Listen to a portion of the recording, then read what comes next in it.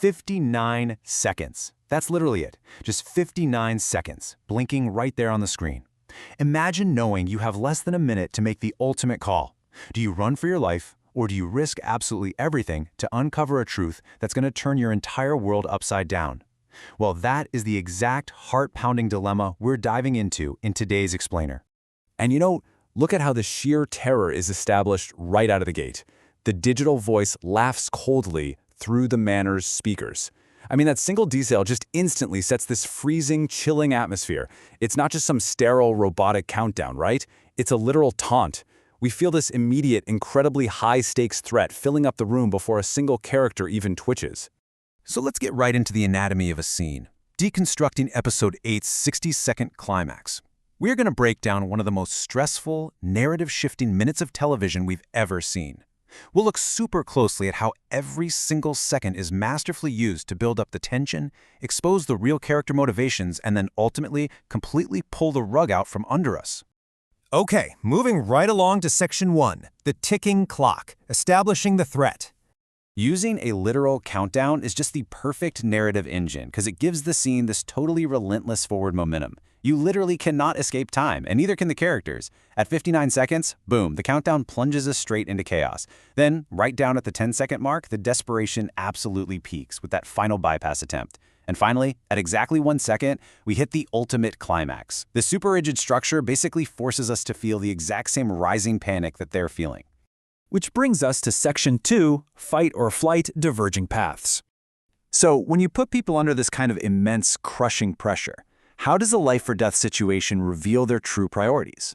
Well, on one side we have Marcus. He acts totally on logic and survival instinct. His objective is to evacuate immediately to avoid a blast radius that's going to level the whole block. But then on the other side, there's Ethan, who literally kneels directly in front of the supposed weapon just to hack a silver briefcase. Ethan is driven by this incredibly desperate motive that entirely overrides his basic human instinct to just get out of there.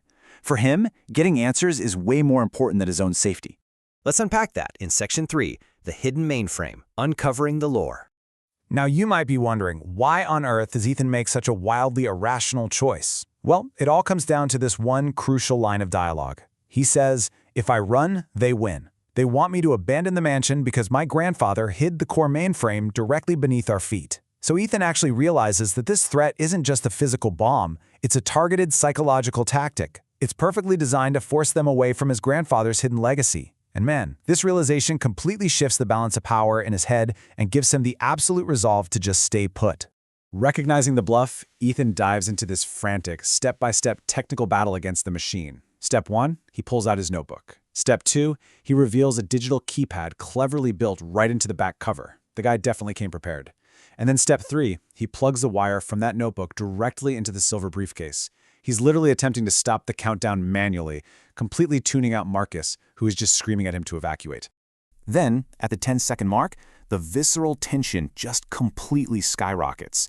Ethan is muttering, "Come on, bypass the firewall, just a little more." The timer's ticking down, 10, 9, 8.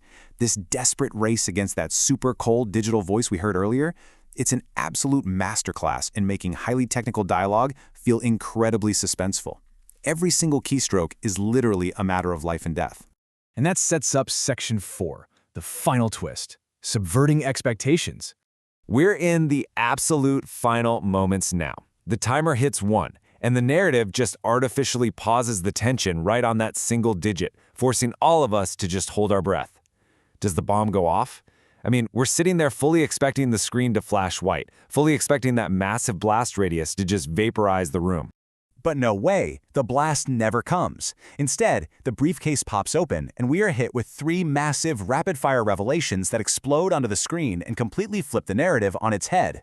First off, there is absolutely no bomb inside. The whole thing was just an incredibly intricate bluff. Second, this giant holographic map projects up into the air, revealing a secret facility hidden miles away beneath the ice of Antarctica. And third, the absolute kicker here, there's a live video feed staring right back at him, showing Ethan's missing mother. Which, of course, leads us to the ultimate question, the one that makes this entire scene an absolute masterpiece of suspense. Think about it.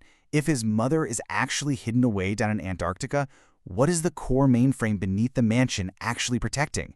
These 60 seconds didn't just end a tense scene, they literally blew the doors wide open on the show's entire mythology. It forces us to rethink absolutely everything we thought we knew about his grandfather's legacy. Thanks so much for exploring this scene with me, and definitely keep questioning what lies beneath the surface.